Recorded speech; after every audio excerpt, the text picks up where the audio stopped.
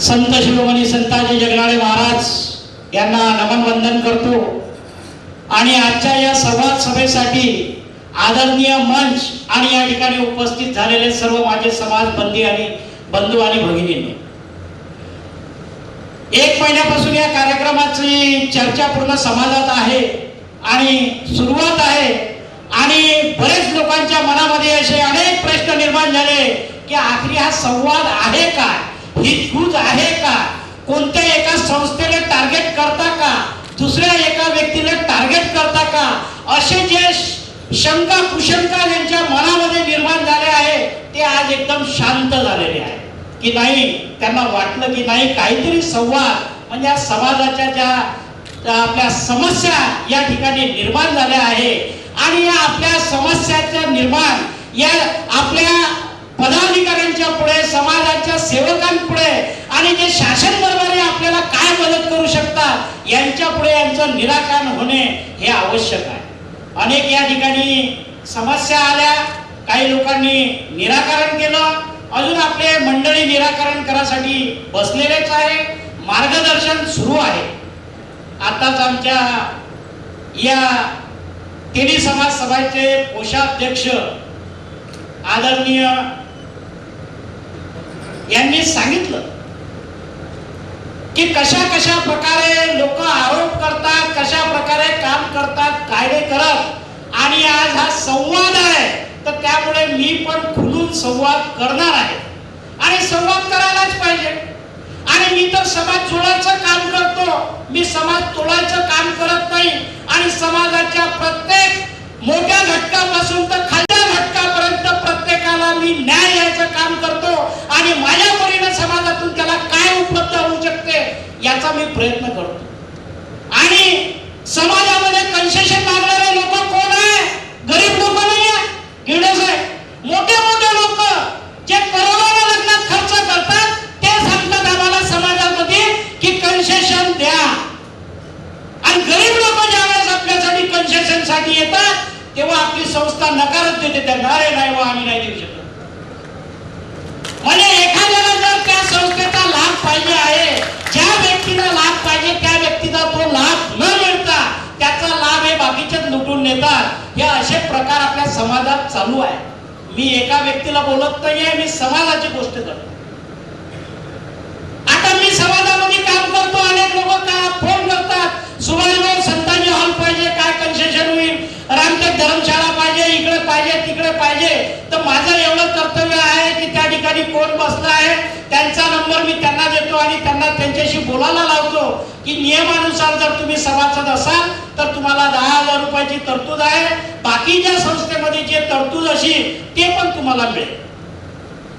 आणि अनेक लोक या ठिकाणी म्हणतात आणि आपण प्रत्येक मंचावरून आणि प्रत्येक भाषणातून नेते लोक सांगतात की समाज एकजूट झाला पाहिजे, समाज एकत्रित आला पाहिजे आणि या संस्था समाजाचं सभासत्व बंद करून ठेवतात.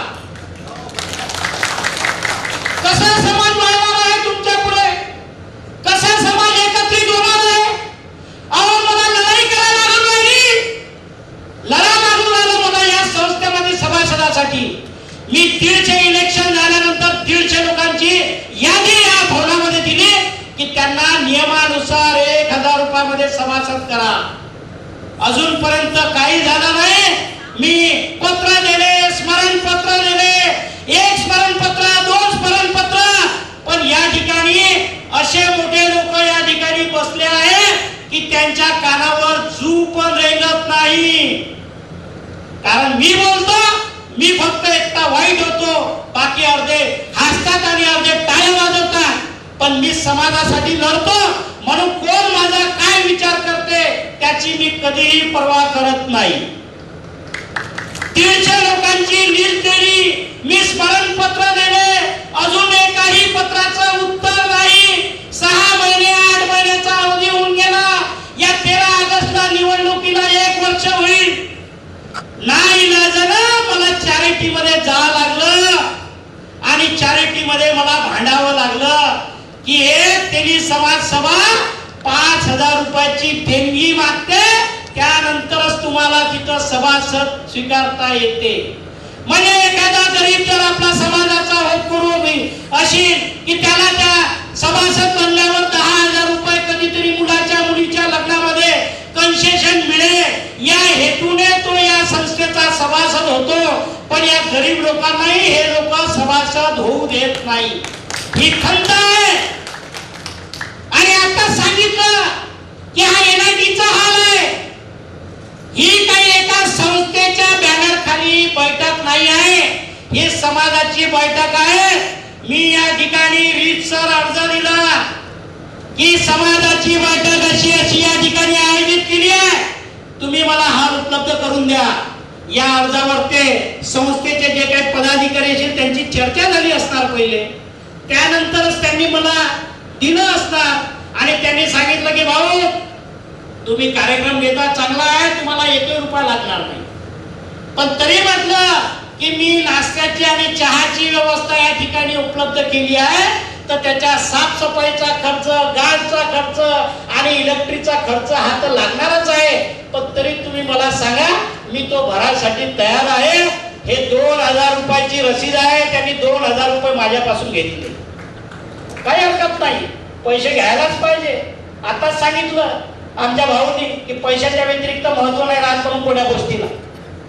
पण आता हा कार्यक्रम जेव्हा येऊन थांबला आणि 2 दिवसाच्या आधी आमचे साठवणे साहेब फोन करतात की सुभाष भाऊ जोपर्यंत 12,000 रुपये तुम्ही या हप्ते भरणार नाही तोपर्यंत हा हाल उपलब्ध होणार नाही.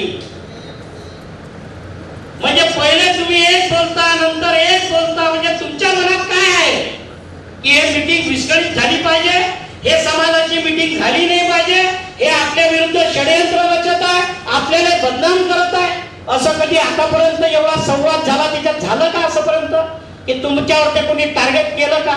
मग काय विनाकारण तुम्ही आपल्यावर ते घेता? आणि 12,000 रुपये परवाच्या दिवशी 2-4 दिवसाच्या पहिले आम्ही जेव्हा कोषाध्यक्ष साहेबांच्या इथं मी पत्रिका द्यायला गेलो, तुपकरजी माझ्यासोबत होते आणि त्यांनी सांगितलं अरे घाटेजी म्हणे याच्यात आमच्या अध्यक्षाचं नाव नाही दिसत. म्हटलं बरोबर बोलले साहेब, तुम्ही अध्यक्ष तुम्ही बनवला, समाजाने थोडी बनवला. समाज जेव्हा निवडून देईल, अध्यक्ष बनवेल, तेव्हा त्या अध्यक्षाचं नाव या पत्रिकेत राहील. म्हणजे तुम्ही तुमच्या मताने सर्व कारभार जर चालवत असाल तर आमच्या सभासदाचं काय काम आहे? इथं आमचं काम आहे चौकीदारी करणं, लक्ष ठेवणं याच्यावरती, ना खाऊंगा ना खाणे दूंगा. इथं काय होते या सर्व समाजाला माहित आहे. कशा कशा बैठका होतात, कशा पार्ट्या होतात, कशा आलट्या होतात, आणि कोणाला नाकारण्यात येते कोणाला धुतकारण्यात येते. आणि इथं समाजाच्या नावावर मुसलमान लोकांचे लग्न सुद्धा होतात. आणि इथं फक्त या साक्षगंधाच्या नावावर लग्नही होते आणि साक्षगंधाची रसीद दिल्या जाते. इथं काय काय होते काळाला लावू नका, बोलायला लावू नका. प्रूफ सहित आहे, बगर प्रूफ न बोलत नाही.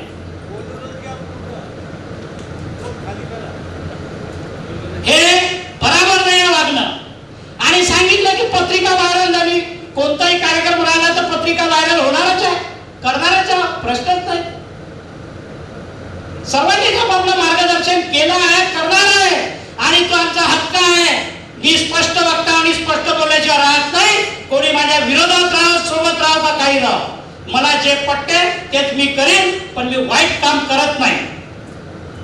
म्हणून माझी या सर्व या सभागृहाला, या मंचाला विनंती आहे की अध्यक्ष आमचे जे माननीय बाबूरावजी अध्यक्ष निवडून आले होते, त्यांचा देहांत झाला. या नियमानुसार त्यांनी 6 महिन्यामध्ये इलेक्शन घ्यायला पाहिजे होतं. 6 महिन्यापर्यंत तुम्हाला प्रभारी अध्यक्ष करा, त्याची काय आम्हाला चिंता नाही आहे आणि तुम्ही करायला पाहिजे, पण इलेक्शन घ्यायला पाहिजे आणि निवडणुकीतून अध्यक्ष निवडला पाहिजे. एवढीच माझी या ठिकाणी विनंती आहे आणि अपेक्षा आहे की समाजानं, आणि आपण या ठिकाणी म्हणतो की मी तर ठरवलं होतं की जर मी या ठिकाणी या संस्थेमध्ये निवडून येईल तर पहिले सभासद खुलं करेल आणि प्रत्येक गावामध्ये, या विदर्भाच्या प्रत्येक गावात कॅम्प लावेल, यारे सभासद बना. अरे तुम्हाला समाजाची ताकद या नेते मंडळींच्या मागे कधी राहील? इलेक्शन मध्ये नेते मंडळींना आपली ताकद दाखवायची राहते. जर एखाद्या संस्थेचे 5 लाख सभासद असतील तर मोठ्याचा मोठा नेता अध्यक्षापाशी येईल की तुमचं आम्हाला समर्थन हवं, देता का नाही समर्थन, तुम्ही आमच्या मागं फिरतील. आम्ही फक्त आमच्यामध्ये रेंगाळतो आणि 5-6 हजार मध्ये आम्ही गुंडाळतो. आम्ही कोणाला सभासद बनत नाही, कारण आमचा राजपाट चालला जाईल, आमच्या हातात काय राहणार आहे असं या ठिकाणी दिसून येत आहे आणि होत आहे. मला या ठिकाणी एकच बोलायचं आहे की या सभेची नियमानुसार निवडणूक झाली पाहिजे. सभासदासाठी चॅरिटी मधून मी या ठिकाणी आदेश आणला, त्या आदेशावर ते यांनी सभासद करायला पाहिजे. जर त्या आदेशाला हे जर मानत नसतील तर मी या ठिकाणी या संस्थेमध्येच आंदोलन करणार आहे. मी माझ्या घरचे सभासद बनवासाठी मी लढत नाही, तर या समाजाला एकजूट करायसाठी आणि एकत्र आणण्यासाठी आणि त्यांना या संस्थेचा फायदा मिळण्यासाठी मी हे सर्व प्रयत्न करत आहोत. या ठिकाणी मी एवढंच बोलतो आणि माझ्यामुळे जर कोणाचं मन दुखावलं असेल तर त्याची मी जातीनं माफी पण मागतो आणि या ठिकाणी एवढंच बोलतो आणि इथेच थांबतो. जय संताजी. धन्यवाद. धन्यवाद.